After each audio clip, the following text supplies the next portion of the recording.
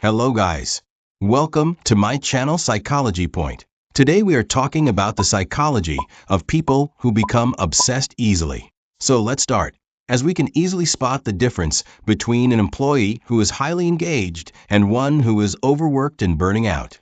Organizational psychology formalizes this behavioral difference through the dualistic model of work passion. The model defines the first type as harmonious passion. This is the adaptive form, where work is integrated seamlessly into your life and complements your core identity. Then there is obsessive passion. This is the maladaptive form, characterized by an internal uncontrollable compulsion to work that actively conflicts with your personal life. For years, the theory seemed settled, but recent meta-analyses surfaced a glaring anomaly in the data. When researchers study obsessive passion, the outcomes are entirely contradictory. It sometimes correlates with severe burnout, and other times with high job satisfaction. These conflicting data points suggest a structural flaw in how we study employee motivation. This is the passion scale. It is the primary psychometric survey used to measure both harmonious and obsessive passion across the workforce. Its influence is massive. Over the past 2 decades, this specific set of survey items has generated over 2,400 citations, driving how organizations understand commitment and exhaustion. Behavioral science occasionally falls prey to the jingle fallacy. This occurs when researchers mistakenly believe they are measuring entirely new psychological constructs, when they are actually just giving a new name to something we already understand. The inconsistent results in passion research trace back to a severe measurement error within the passion scale itself. A rigorous item-by-item analysis reveals that many of these survey questions are capturing external concepts, like workaholism rather than passion. If this core metric is contaminated, 2 decades of organizational behavior research may have drawn inaccurate conclusions about what actually drives human performance. To understand how a widely accepted scale fails, we have to look at how psychometricians stress test survey items. The Colquitt et al. Framework, published in 2019, provides the empirical gold standard for this exact validation process. The first diagnostic test in this framework is definitional correspondence. It simply asks, does a specific survey item actually measure the theoretical concept it claims to measure? The HTC metric measures correspondence. We divide the average judge rating by the number of scale anchors, plotting it on a 0 to 1 scale. To pass, an HTC value above 0.85 shows strong correspondence. Anything below 0.59 indicates a complete lack of correspondence. The dualistic model of work passion is highly specific. A valid scale must accurately hit 15 distinct theoretical facets, ranging from identity integration to emotional dependence. The HTC index acts as a mathematical lie detector. It strips away a researcher's theoretical assumptions and reveals exactly what the survey item measures in practice. When psychometricians applied this HTC test to the 21 items of the passion scale, the results were definitive. This visualization highlights the scale's aggregate failure rate. 90.9% of the HTC values failed the moderate threshold, showing weak correspondence.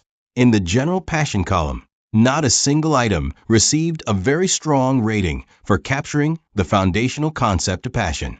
The passion scale has been revised over time, but all 3 variations, the 2003 version, the 2010 version, and the full combined scale, completely failed to measure 9 of the 15 required theoretical facets.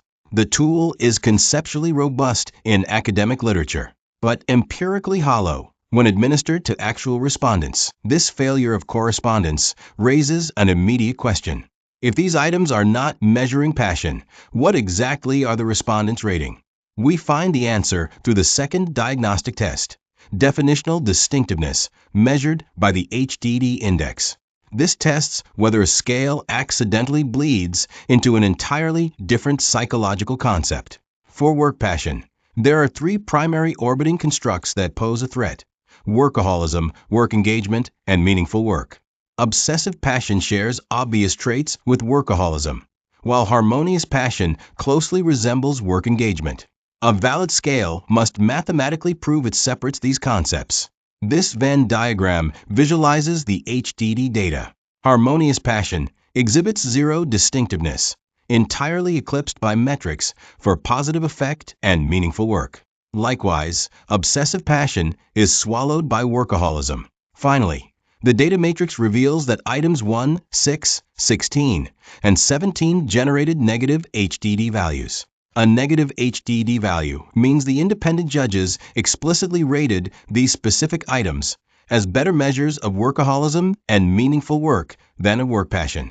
The scale suffers from severe construct contamination, rendering any data it produces highly ambiguous. We have to contrast the theoretical promise of this tool against its stark empirical reality. This matrix maps theoretical content against deficiency and contamination. Highlighting the 2003 version, the contamination column fills with workaholism indicators, inadvertently testing work compulsion. Shifting to the 2010 version, it separates from emotional exhaustion, but heavily bleeds into work engagement metrics. The conclusion is unavoidable. None of the current forms of the passion scale accurately measure work passion, as it is conceptualized in the dualistic theory. Because the psychometric tool fails to match the theory, we are forced to re-evaluate the findings of thousands of published peer-reviewed studies. This validation failure does not erase 20 years of organizational psychology research. Instead, it forces a strict recalibration of how we interpret that data. When reviewing past studies, we must evaluate the findings based on the actual empirical content the items measured, rather than the theoretical intent of the authors. If a legacy paper claims a breakthrough finding about obsessive passion, we must read that data knowing it likely reflects the cognitive dimension of workaholism. Moving forward, researchers face a strict three-step action plan for dealing with contaminated scales.